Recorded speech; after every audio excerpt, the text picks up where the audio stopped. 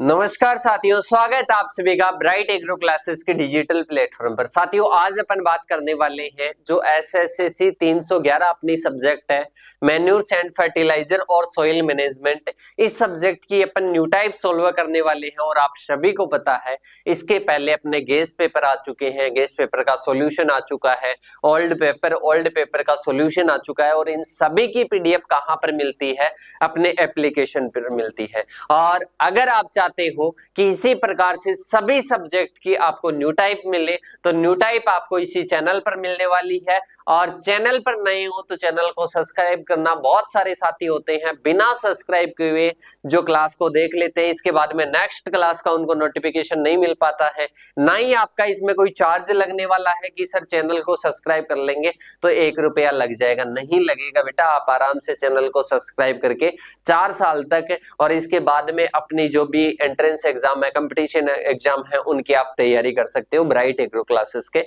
माध्यम से। देखिएगा, सबसे पहले अपन कौन सी न्यू टाइप का सॉल्यूशन करेंगे साथियों? 2021-22 का। किसकी बात करेंगे? 2021-22 की बात करेंगे। पहला क्वेश्चन है कि उर्वरक निर्माण में नाइट्रोजन का स्रोत क्या रहता है? The source of nitrogen is fertiliser manufacture is. इसमें आपके मिनरल जो माइंड आपके मिनरल्स है या फिर प्लांट रेसिड्यू है या फिर एयर है या फिर नन ऑफ अबोव है। अगर अपन बात करें कि उर्वरक के निर्माण में नाइट्रोजन का स्रोत क्या है तो नाइट्रोजन का स्रोत है बेटा एयर। क्या आ जाएगा? एयर। यहां से आप इसका क्या देख सकते हो? 2021-22 का फर्स्ट आंसर क्या हो जाएगा? एयर हो जाएगा। इसके बाद में अपन बात करते हैं नेक्स्ट क्वेश्चन की ओर। और नेक्स्ट क्वेश्चन है, देखिएगा, नेक्स्ट क्वेश्चन है अपना कि जो महुआ है वो स्थूल कार्बनिक खाद है या फिर कंपोस्ट खाद है या पशुओं के द्वारा खाई जाने वाली है या न खाई जाने वाली है? बल्कि मेन्यूर है, कंपोस्ट है, एडिबल टू केक है या नॉन एडिबल टू केक है? सभी साथी इसका जवाब देंगे। इसका जो राइट आंसर होगा वो क्या होगा साथियों? Non edible cake. मतलब ये पशुओं को न खाने वाली है, पशु इनको नहीं खाते हैं महुआ की खली को। और ये खली कौन सी है? मतलब नॉन एडिबल है, इसको नहीं खाते हैं पशु। तो इसका राइट आंसर क्या हो जाएगा? Non edible. क्या हो जाएगा? नॉन एडिबल हो जाएगा। इसके बाद में अपन बात करते हैं नेक्स्ट क्वेश्चन की ओर। और नेक्स्ट क्वेश्चन है कि जो एसएसपी का निर्माण होता है वो किसके द्वारा होता है?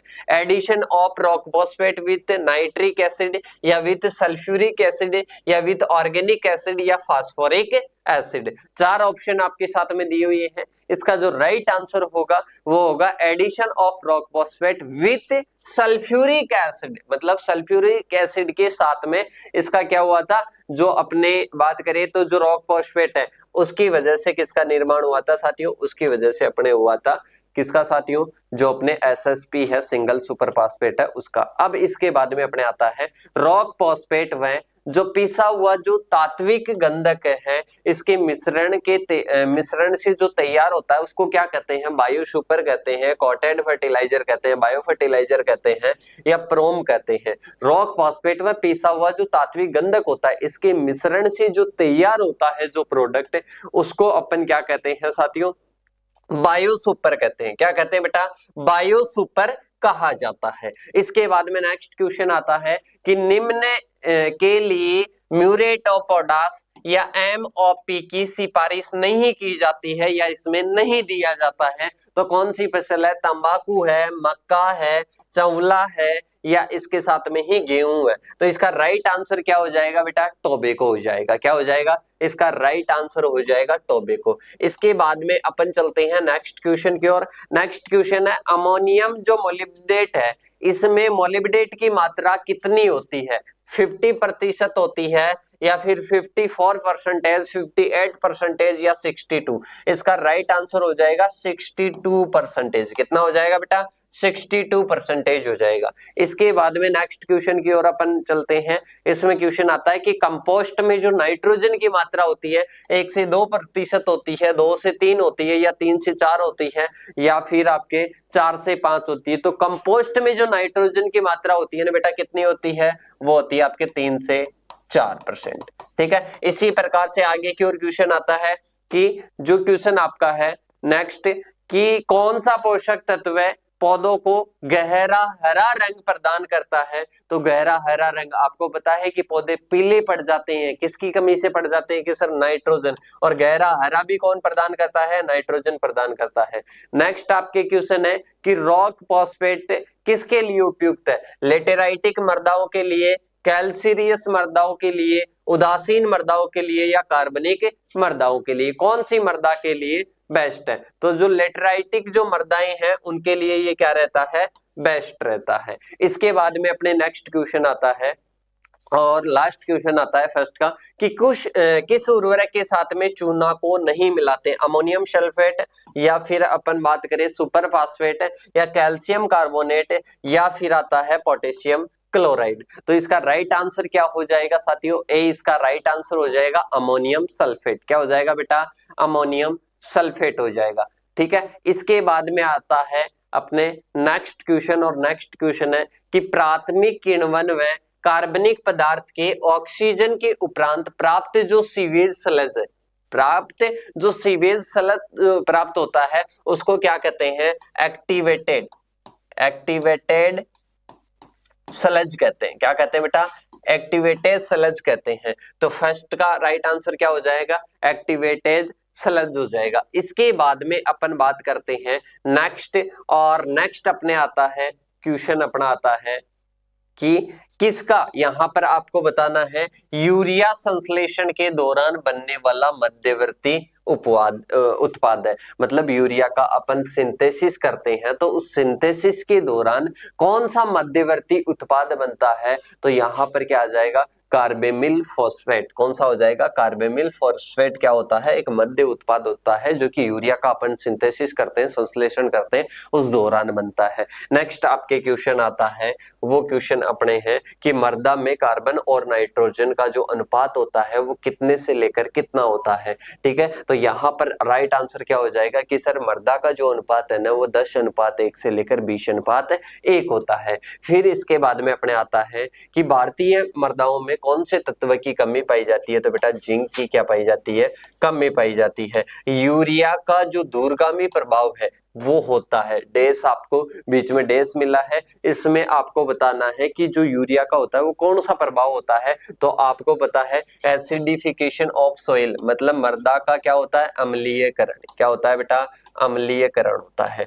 ठीक है, इसके साथ में ही अपन बात करते हैं आगे की ओर, और आगे आता है मृदा परीक्षण के परिणामों का प्रयोग विभिन्न फसलों में दिए जाने वाले के लिया जाता है। जो फर्टिलाइजर रिकमेंडेशन होता है उसके लिए क्या करते हैं अपन, जो उर्वरक है उनको देते हैं। मतलब ये किसके आधार पर होता है, फर्टिलाइजर रिकमेंडेशन के आधार पर होता है। इसके बाद में आता है नेक्स्ट, और नेक्स्ट अपने हैं जो सूक्ष्म जीव हैं, सूक्ष्म तत्व हैं, उनके छिड़काव का जो घोल है वो पीएच होना चाहिए। वो पीएच कैसा होना चाहिए, तो एसिडिक होना चाहिए। कैसा होना चाहिए बेटा, एसिडिक होना चाहिए। क्या हो जाएगा इसका राइट आंसर, एसिडिक हो जाएगा। इसके बाद में अपने आता है कि एन सर्वे एक क्या है, एन सर्वे एक किसका अवरोधक है, तो बेटा ये एन सर्वे किसका अवरोधक है, ये नाइट्रिफिकेशन का।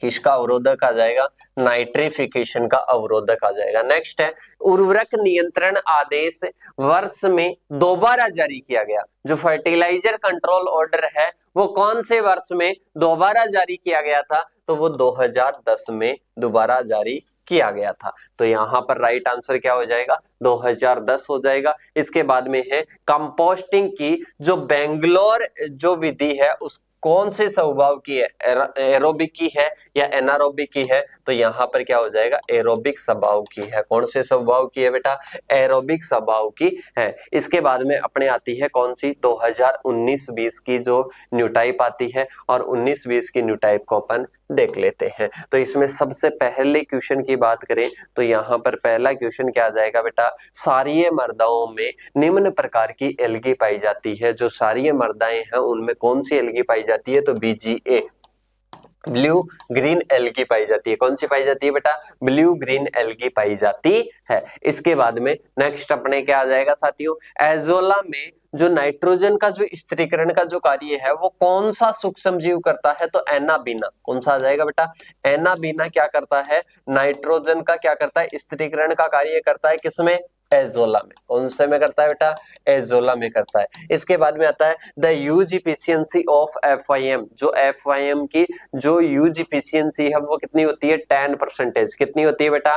10% होती है। कितनी होती है?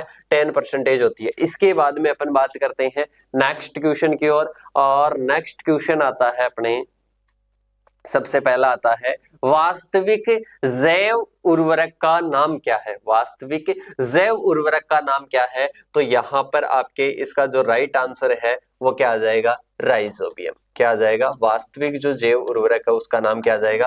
राइजोबियम आ जाएगा। मृदा में जमा फास्फेट को उपयोग के लिए किए जाने वाले परिवर्तन का कार्य निम्न सूक्ष्म जीव। अब फास्फोरस को किसको कर रहा है?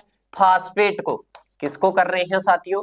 फास्फेट को कर रहे हैं। और फास्फेट को जो परिवर्तन करते हैं तो बेटा इसमें क्या आ जाएगा? फॉस्फर, जो फास्फोरस सोल्युबलाइजिंग जो बैक्टीरिया होते हैं, पीएसबी होती हैं, ये क्या करते हैं? कन्वर्ट करते हैं। जैसे नाइट्रोजन फिक्सेसिंग को कौन करता है? राइजोबियम वगैरह करते हैं। और यहाँ पर कौन आ जाएगा? पीएसबी आ जाएगा, जो कि जो मृदा में जमा जो फॉस्फेट होता है उसको उपयोग के लिए अवेलेबल करवाता है प्लांट को। ठीक है, तो यहाँ पर क्या आ जाएगा? पीएसबी हो जाएगा। इसके बाद में है एक फल वाले पेड़ के जिस केचुए, एक फल वाले पेड़ के जिस केचुए की खाद की मात्रा सिफारिश की जाती है। फल वाले पेड़ को कितनी मात्रा में जो है वो केचुए की खाद दी जाती है? तो यहाँ पर कितना आ जाएगा? ऊपर वाले दोनों आंसर देख लेना। यहाँ पर कितना आ जाएगा बेटा? 2 से 3 किलोग्राम। कितनी देते हैं?